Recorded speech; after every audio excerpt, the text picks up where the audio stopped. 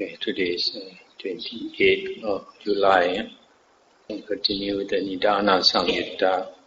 We come to Sutta 12.67. On one occasion, the Venerable Sariputta and the Venerable Mahathera were dwelling at Varanasi in the deer park at Isipatana. Then in the evening, the Venerable Mahathera emerged from seclusion and approached the Venerable Sariputta. He exchanged greetings with the Venerable Sariputta, and when they had concluded their greetings and cordial talk, he sat down to one side and said to him, How is it, friend Sariputta? Is aging and death created by oneself, or is it created by another? Or is it created both by oneself and by another? Or has it arisen fortuitously, being created neither by oneself nor by another? Friend Kotita, aging and death is not created by oneself, nor is it created by another, nor is it created both by oneself and another, nor has it arisen fortuitously, being created neither by oneself nor another, but rather with birth as condition, age and death comes to be. This fortuitously is by chance. How is it, friend Sariputta? Is birth created by oneself? Is existence, clinging, craving, feeling, contact, the six sense bases, name and namarupa, mentality and materiality, are created by oneself? Or is it created by another? Or is it created both by oneself and by another? Or has it arisen fortuitously, being created neither by oneself nor by another? Mentality and materiality, friend Kotita, is not created by oneself, nor is it created by another, nor is it created both by oneself and by another, nor has it arisen fortuitously, being created neither by oneself nor by another, but rather with consciousness as condition, mentality and materiality comes to be. How is it, friend Sariputta? Is consciousness created by oneself, or is it created by another, or is it created both by oneself and by another, or has it arisen fortuitously, being created neither by oneself nor by another? Consciousness, friend Kotita, is neither created by oneself nor is it created by another, nor is it created both by oneself and by another, nor has it arisen fortuitously, being created neither by oneself nor by another, but rather with mentality and materiality as condition, consciousness comes to be. Now we understand the Venerable Sariputta's statement thus.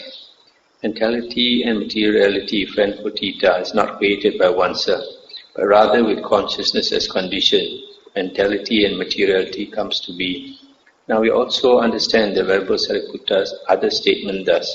Consciousness, friend Kotita, is not created by oneself, etc., but rather with mentality and materiality as condition, consciousness comes to be. But how, friend Sariputta, should the meaning of this statement be seen? Well then, friend, I will make up a simile for you. For some intelligent people here understand the meaning of a statement by means of a simile. Just as two sheaves of reeds might stand leaning against each other, so too with mentality and materiality as condition, consciousness comes to be. With consciousness as condition, mentality and materiality comes to be. With mentality and materiality as condition, the six sense bases come to be. With the six sense bases as condition, contact, etc. Such is the origin of this whole mass of suffering. Venerable Sariputta continued, If, friend, one were to remove one of those sheaves of reeds, the other would fall. And if one were to remove the other sheaf, the first would fall. So too, with the cessation of mentality and materiality comes cessation of consciousness. With the cessation of consciousness comes cessation of mentality and materiality. With the cessation of mentality and materiality comes cessation of the six sense bases. With the cessation of the six sense bases, cessation of contact, etc. Such is the cessation of this whole mass of suffering. I'll stop here for a moment now. So here, Venerable Sariputta is trying to explain that mentality and materiality and consciousness, they are pair. They arise together and cease together. They stand supporting each other. So when one of them falls, the other also falls. One cannot exist without the other. So that's why he says, in one place he says, consciousness conditions mentality, materiality.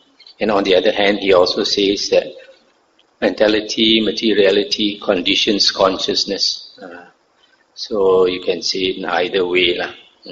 Although the Paticcasamuppada, the formula independent origination, I say that consciousness conditions mentality and materiality. But as said here, you can also say that mentality and materiality conditions consciousness. Venerable Mahathera said, "It is wonderful, friend Sariputta. It is amazing, friend Sariputta. How well this has been stated by the Venerable Sariputta. Rejoice in the Venerable Sariputta statement on these 36 grounds. If friend, a monk teaches the Dhamma for the purpose of revulsion towards aging and death, for its fading away in cessation, he can be called a monk who is a speaker on the Dhamma. If a monk is practicing for the purpose of revulsion towards aging and death, for its fading away in cessation, he can be called a monk who is practicing in accordance with the Dhamma. If through revulsion towards aging and death, through its fading away and cessation, a monk is liberated by non-clinging, he can be called a monk who has attained Nibbana in this very life. Similarly, if friend, a monk teaches the Dhamma for the purpose of revulsion towards birth or existence of clinging, craving, feeling, contact, six sense bases, mentality and materiality, consciousness, volition, ignorance, for its fading away and cessation, he can be called a monk who is a speaker on the Dhamma. If a monk is practicing for the purpose of revulsion towards ignorance, for its fading away and cessation, he can be called a monk who is practicing in accordance with the Dhamma. If through revulsion towards ignorance, through its fading away and cessation, a monk is liberated by non-clinging, he can be called a monk who has attained Nibbana in this very life. It's the end of the sutta. So in this second part, Venerable Mahathera said, the Venerable Sariputta statement, he rejoices on 36 grounds. What is this 36 grounds? 36 reasons, according to the commentary, obtained by taking 3 cases in relation to each of the 12 terms. The first is the quality of being a speaker on the Dhamma. The second is the practice of the Dhamma. The third is the fruit of the practice of the Dhamma. So 3 times 12, because there are 12 links, so you get 36. Now here you see, it says, if a monk teaches the Dhamma for the purpose of revulsion towards aging and death, or for the purpose of revulsion towards any one of these 12 links, then he is really called a speaker of the Dhamma. So the purpose of speaking the Dhamma is to teach people to have revulsion towards these conditions that give rise to suffering. So for letting go of the worldly pleasures, letting go of the round of rebirths. And then if a monk is practicing for the purpose of revulsion towards suffering or any of the conditions giving rise to suffering, then he is called a monk who is practicing in accordance with the Dhamma. And if a person has already achieved revulsion towards suffering and all that, then he is liberated. So here, a real speaker of the Dhamma is one who teaches people to have revulsion towards suffering and all the conditions for suffering. And nowadays sometimes you get people who speak on the Dhamma and they speak a lot about worldly Dhamma. It's nothing to do with the Buddha's teachings. So that is not called a speaker of the Dhamma. The next sutta is 12.68. On one occasion, the Venerable Musila, the Venerable Savita, and the Venerable Narada, and the Venerable Ananda were living at Kosambi in Gosita's park. Then the Venerable Savita said to the Venerable Musila, "Friend Musila, apart apart from personal preference, apart from oral tradition, apart from reason, reflection, apart from acceptance of a view after pondering it. Does the Venerable Musila have personal knowledge thus, with birth as condition, aging and death comes to be?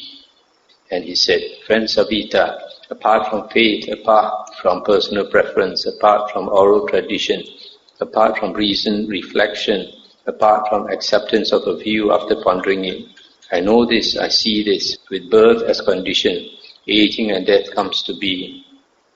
Again he asks, Friend Musila, apart from faith, apart from acceptance of a view after pondering it, does the Venerable Musila have personal knowledge thus, with existence as condition, birth, etc., etc., with ignorance as condition, volition? And he replied, Friend Samyutta, apart from faith, etc., apart from acceptance of a view, I know this, I see this, with ignorance as condition, volition. Again, Venerable Samyutta asks, Friend Musila, apart from faith, etc., apart from acceptance of a view, does the Venerable Musila have personal knowledge? With the cessation of birth comes cessation of aging and death, etc. With the cessation of ignorance comes cessation of volition. And he replies, Friend Samyutta, apart from faith, etc., I know this, I see this. With the cessation of birth comes cessation of aging and death, etc. With the cessation of ignorance comes cessation of volition.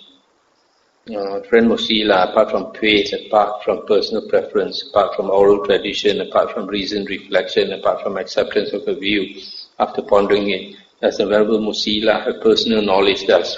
Nibbana is the cessation of existence.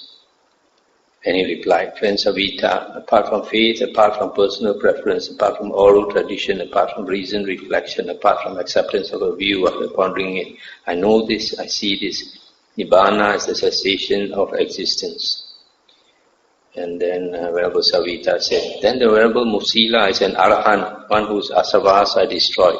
When this was said, the Venerable Musila kept silent. Stop here for a moment now. So here you see, Venerable Samyutta is asking a series of questions to test the Venerable Musila whether he is an Arahant. So Venerable Musila answered that he has personal experience of all these states, which implies that he is an Arahant. So when Venerable Samyutta said that Venerable Musila must be an Arahant, he kept silent. When he kept silent, it means that he is an Arahant. Because when he's an Arahant, he won't boast like he's an Arahant. But if you were not an Arahant, then you would have to deny it. Since he kept silent, that means he is implying that he's an Arahant. Then the Venerable Narada said to the Venerable Samyutta, Friend Samyutta, it would be good if I were asked that series of questions. Ask me that series of questions and I will answer you. So Venerable Narada here is inviting Venerable Samyutta to ask him the same questions. So Venerable Samyutta asked Venerable Narada the same series of questions and he received the same replies as Venerable Musila gave. And Venerable Samyutta said, then the Venerable Narada is an Arahant, one whose asavas are destroyed. And Venerable Narada replied, Friend, though I have clearly seen as it really is with correct wisdom, Nibbana is the cessation of existence. I am not an Arahant, one whose asavas are destroyed. Suppose, friend, there was a well along a desert road, but it had neither a rope nor a bucket. Then a man would come along, oppressed and afflicted by the heat, tired, parched and thirsty. He would look down into the well, and the knowledge would occur to him, there is water, but he would not be able to make bodily contact with it. So too, friend, though I have clearly seen as it really is with correct wisdom, Nibbana is the cessation of existence. I am not an Arahant, one whose asavas are destroyed. When this was said, the Venerable Ananda asked the Venerable Samyutta, when he speaks in such a way, friend Samyutta, what would you say about the Venerable Narada? When he speaks in such a way, friend Ananda, I would not say anything about the Venerable Narada except what is good and favorable. That's the end of the sutta.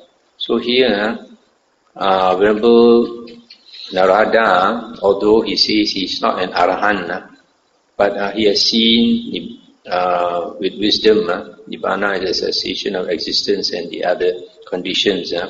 So it means that he is an Anagamin, has attained the third fruit. The only thing is, just like this person, he has seen the water, but he cannot touch the water, meaning that the Arahant can see the water and can touch the water. So that's the difference, that he sees all these states, and yet he has not achieved the final condition. The difference between an Anagamin and the Arahant is that the Arahant has destroyed the 5 higher fetters. 5 higher fetters. Let me see. It's attachment to the form existence, attachment to the formless existence, conceit. Conceit is the ego, restlessness, and ignorance. So this Anagamin, he has seen the Dhamma clearly, and yet he still has the self. So he hasn't finished his work. I come to the final sutta that I'm going to talk now in this Nidana-samyutta, 12.70. Thus have I heard. On one occasion, the Blessed One was dwelling at Rajagaha in the bamboo grove, the squirrel sanctuary. Now on that occasion, the Blessed One was honored, respected, esteemed, venerated and revered, and he obtained robes, alms, food, lodgings and medicinal requisites. The Bhikkhu Sangha too was honored, respected, esteemed, venerated and revered, and the bhikkhus or the monks too obtained robes, alms, food, lodgings and medicinal requisites.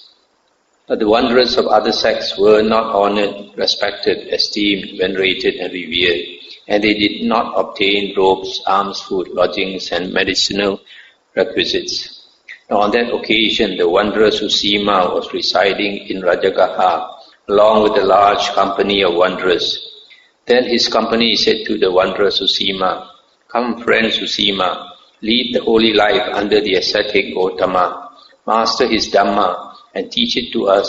We will master his Dhamma and preach it to the lay people. Thus we too will be honored, respected, esteemed, venerated and revered, and we too will obtain robes, alms, food, lodgings and medicinal requisites." "All right, friends," the wanderer Susima replied. He then approached the Venerable Ananda and exchanged greetings with him. When they had concluded their greetings and cordial talk, he sat down to one side and said to him, "Friend Ananda, I wish to lead the holy life in this Dhamma Vinaya." Then the Venerable Ananda took the wanderer Susima and approached the Blessed One. He paid homage to the Blessed One, and then he sat down to one side and said to him, "Venerable Sir, this wanderer Susima says that he wishes to lead the holy life in this Dhamma Vinaya." "Well then, Ananda, give him the going forth."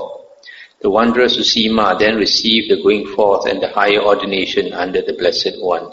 Stop here for a moment. So you see these external wanderers, they saw that the Buddha and his disciples were getting a lot of offerings, whereas they were getting very few offerings. So they thought it must be because the people like the Buddha's Dhamma. So if they also learn the Buddha's Dhamma, they will also get a lot of offerings. So they asked Susima to go and learn the Dhamma.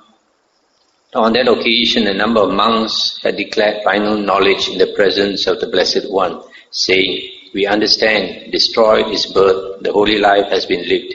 What had to be done has been done. There is no more for this state of being." The Venerable Susima heard about this, so he approached those monks, exchanged greetings with them, and then sat down to one side and said to them, "Is it true that you, Venerable Ones, have declared final knowledge in the presence of the Blessed One, saying, 'We understand, destroyed is birth, the holy life has been lived, what had to be done has been done, there is no more for this state of being?'" "Yes, friend," they replied. And then he said, "Then knowing and seeing thus, do you, Venerable Ones, wield the various kinds of spiritual psychic power, such that, having been one, you become many, That means one body, you multiply into many bodies. Having been many, you become one. You appear and vanish. You go unhindered through a wall, through a rampart, through a mountain as though through space. You dive in and out of the earth as though it were water. You walk on water without sinking, as though it were earth. Seated cross-legged, you travel in space like a bird.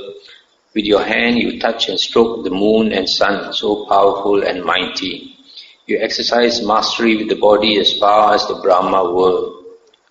Stop here for a moment. This exercise mastery with the body as far as the Brahma world means with the flesh body, they can fly as far as the Brahma world, the first jhana, heavens, but not further.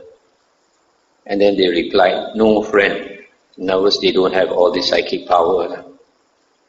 Then he said, then knowing and seeing thus, do you, venerable ones, with the divine ear element, which is purified and surpasses the human, hear both kinds of sounds, the divine and human, those that are far as well as near. And they said, no friend. Then knowing and seeing thus, do you, venerable ones, understand the minds of other beings and persons, having encompassed them with your own minds? Do you understand a mind with lust as a mind with lust, a mind without lust as a mind without lust, a mind with hatred as a mind with hatred, a mind without hatred as a mind without hatred, a mind with delusion as a mind with delusion, a mind without delusion as a mind without delusion, a contracted mind as contracted, and a distracted mind as distracted, an exalted mind as exalted, and an unexalted mind as unexalted, a surpassable mind as surpassable, and an unsurpassable mind as unsurpassable, a concentrated mind as concentrated, and an unconcentrated mind as unconcentrated, a liberated mind as liberated, and an unliberated mind as unliberated. And they said, no friend.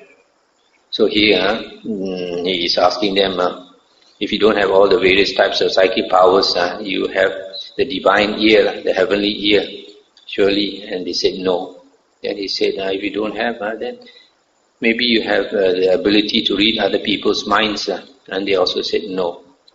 Then knowing and seeing thus, do you, venerable ones, recollect your manifold past abodes, that is, 1 birth, 2 births, 3, 4, 5, 10, 20, 30, 40, 50, 100 births, 1,000, 100,000 births, many aeons of world contraction, many aeons of world expansion, many aeons of world contraction and expansion thus. There I was so named, of such a clan, with such an appearance, such was my food, such was my experience of pleasure and pain, such my lifespan.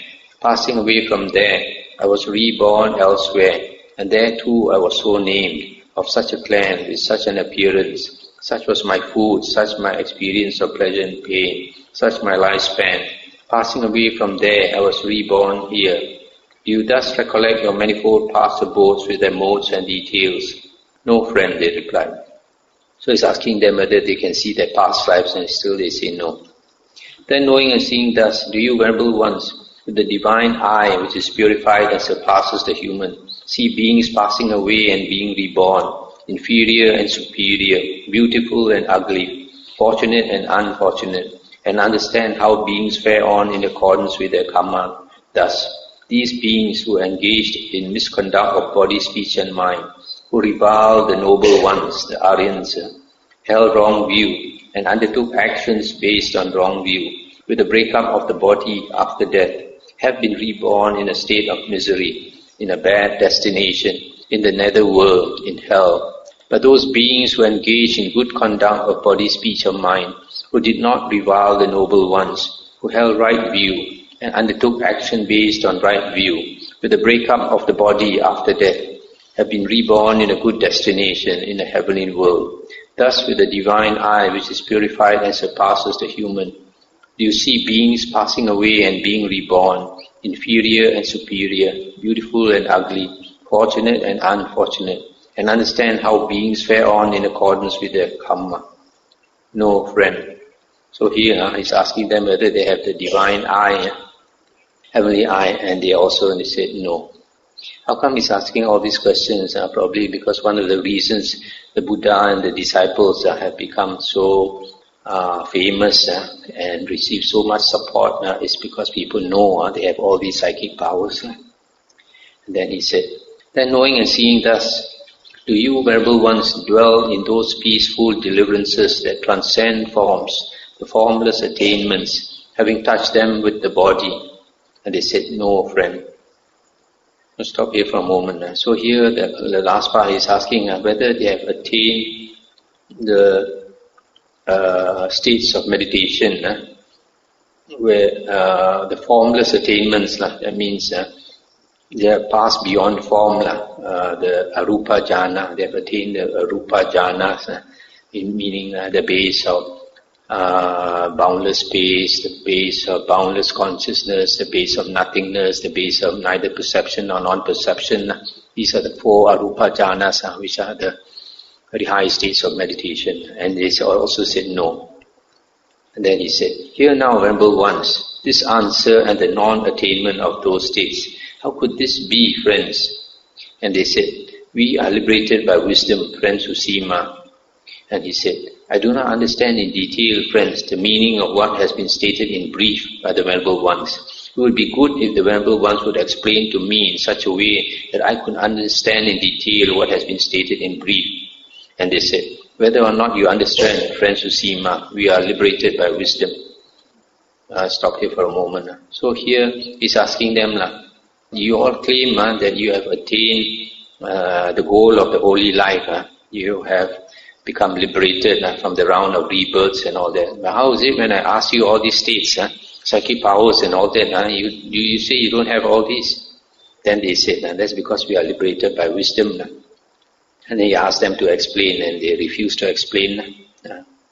Earlier we read some sutta where it was mentioned there were a group of arahants, and the Buddha said, I think the group was 500 arahants, and the Buddha said 60 of them have the threefold knowledge, 60 of them have the sixfold knowledge, 60 of them are liberated by mind, or 2 ways liberated, and the rest are all liberated by wisdom. So out of these 500, you see 120 have the threefold knowledge and the sixfold knowledge, which means psychic power. So 120 out of 500 is about 1/4. So about 1/4 of arahants, after they become liberated, only 1/4 have psychic power. 3/4 generally don't have psychic power. So here they say they don't have psychic power and they are liberated by wisdom. It is suttas like this that the commentary makes a mistake. The commentary says that this refers to, this means that the arahants who are liberated by wisdom, who don't have psychic power, means they don't have any jhana. They equate jhana with psychic power. They think once a person attains jhana, he must have psychic power. So these arahants don't have psychic power, therefore they don't have jhana. But here, the last part that he asked, they have not attained the formless jhanas, arupa jhanas. But in other suttas, the Buddha says, to attain arahanthood, you must have at least the 4 jhanas. The 4 jhanas are enough to make a person an arahant, if he studies the Dhamma also, in addition to the 4 jhanas. And if he attains the arupa jhanas, it's a bonus, but it's not a necessary condition. So that's the mistake the commentaries make. From here they talk about the pure vipassana arahant, which does not need any jhana. This totally contradicts the suttas. Buddha said in the Majjhima Nikaya that it's impossible to destroy the 5 lower fetters without the 4 jhanas. Person who destroys the 5 lower fetters is the anagamin and the arahant. Then the Venerable Susima rose from his seat and approached the Blessed One. Having approached, he paid homage to the Blessed One, sat down to one side, and reported to the Blessed One the entire conversation he had had with those monks. The Blessed One said, first Susima comes knowledge of the stability of the Dhamma, afterwards knowledge of Nibbana. Stop here for a moment. So here the Buddha is saying, first a person has knowledge of the stability of the Dhamma, basically means a person has knowledge of the Dhamma. Then because of knowledge of the Dhamma, he has knowledge of Nibbana, that means he attains liberation. And Susima said, I do not understand in detail, Venerable Sir, the meaning of what was stated in brief by the Blessed One. It would be good if the Blessed One would explain to me in such a way that I could understand in detail what has been stated in brief. And the Buddha said, whether or not you understand Susima, first comes knowledge of the stability of the Dhamma, afterwards knowledge of Nibbana. And the Buddha continued, what do you think, Susima? Is form or body permanent or impermanent? Impermanent, Venerable Sir. Is what is impermanent suffering or happiness? Suffering, Venerable Sir.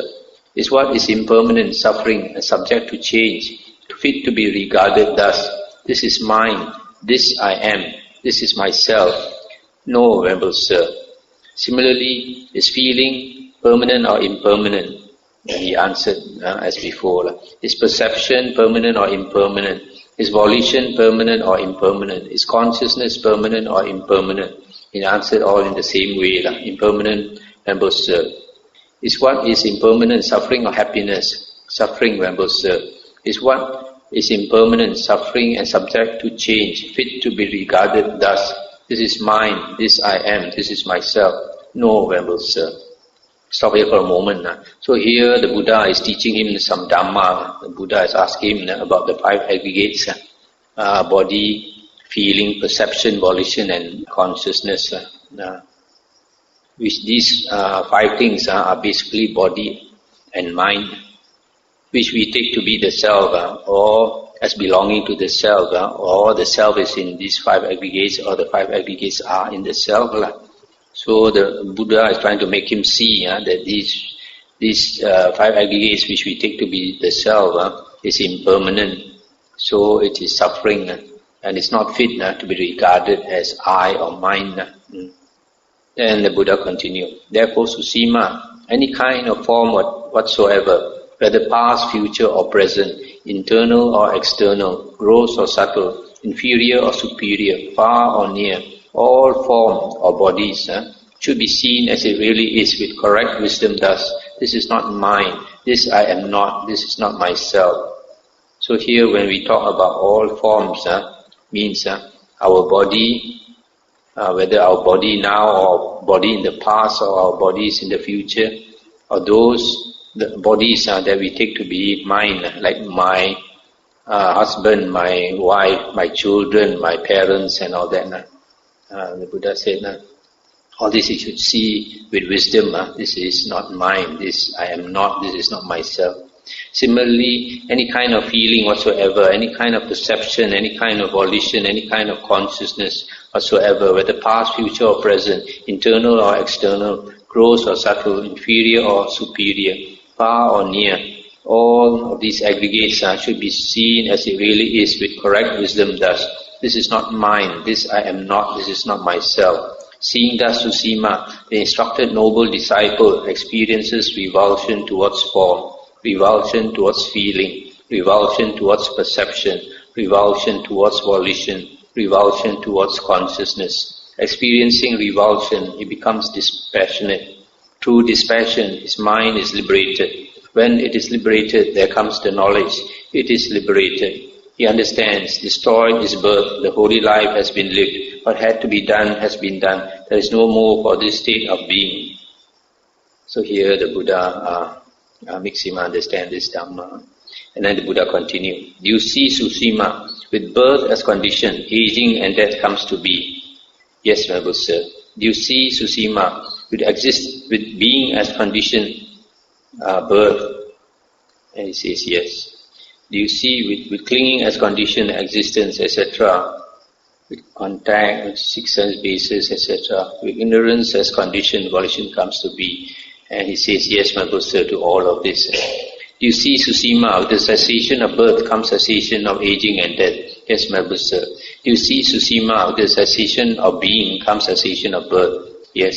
Similarly, with the cessation of clinging, etc., cessation of ignorance comes cessation of volition. To all this he says, yes, my good sir. So here, the Buddha is trying to make him see dependent origination of suffering and dependent ceasing of suffering. Basically, after he has stayed with the Buddha for some time, he would have learned all this from the other monks. But here the Buddha is explaining to him to make him see all this basic Dhamma which makes a person become liberated.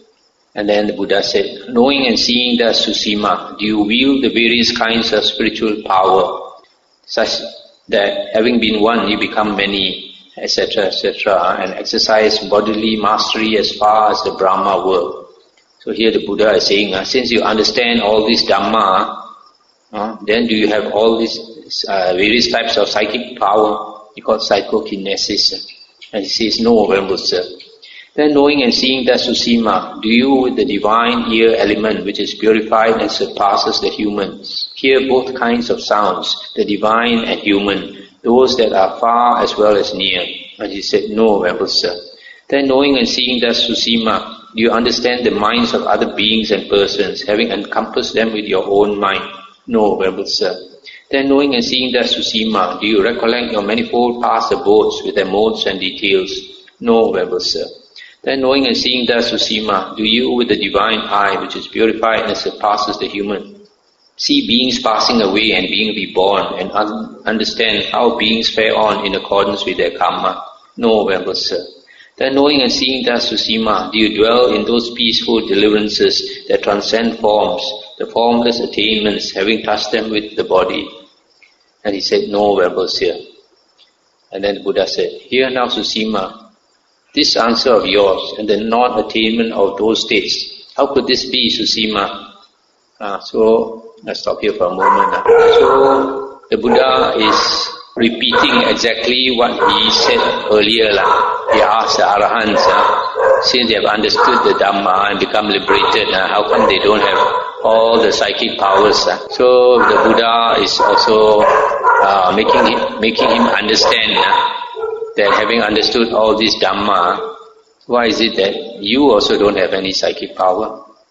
Then the Venerable Susima prostrated himself with his head at the Blessed One's feet and said, Venerable Sir, I have committed a transgression in that I was so foolish, so confused, so inept, that I went forth as a thief of the Dhamma in such a well-expounded Dhamma Vinaya as this. Venerable Sir, may the Blessed One pardon me for my transgression, seen as a transgression for the sake of future restraint. And the Buddha said, surely Susima, you have committed a transgression in that you were so foolish, so confused, so inept that you went forth as a thief of the Dhamma in such a well-expounded Dhamma Vinaya as this. Suppose, Susima, they were to arrest a bandit, a criminal, and bring him before the king, saying, Sire, this man is a bandit, a criminal. Impose on him whatever punishment you wish. The king would say to them, come men, bind this man's arms tightly behind his back with a strong rope, shave his head, and lead him around from street to street and from square to square, beating a drum. Then take him out through the southern gate and to the south of the city, cut off his head. What do you think, Susima? Would that man experience pain and displeasure on that account? Yes, Venerable Sir. And the Buddha said, although that man would experience pain and displeasure on that account, going forth as a thief of the Dhamma in such a well-expounded Dhamma Vinaya as this, has results that are far more painful, far more bitter, and further, it leads to the nether world. But since you see your transgression as a transgression, and make amends for it in accordance with the Dhamma, we pardon you for it. For it is growth in the Noble One's discipline when one sees one's transgression as a transgression, makes amends for it in accordance with the Dhamma, and undertakes future restraint. That's the end of the sutta.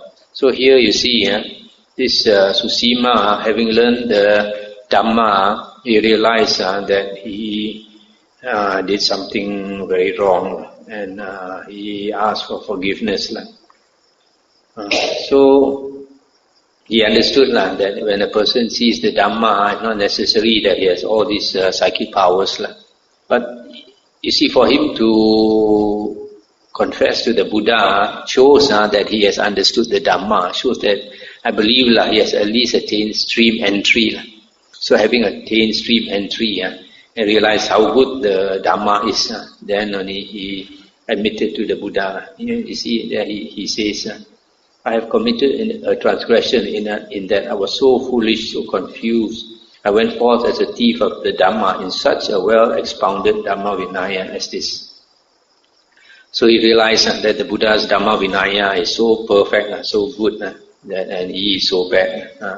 So at least he has become a stream enterer, and he won't go back to his old friends in the external sect. And if he strove on, he could have become an Arahant. Now we come to, that's the end of the Nidana-samyutta. It took us how many talks? It took us about 6 talks, maybe 5.5.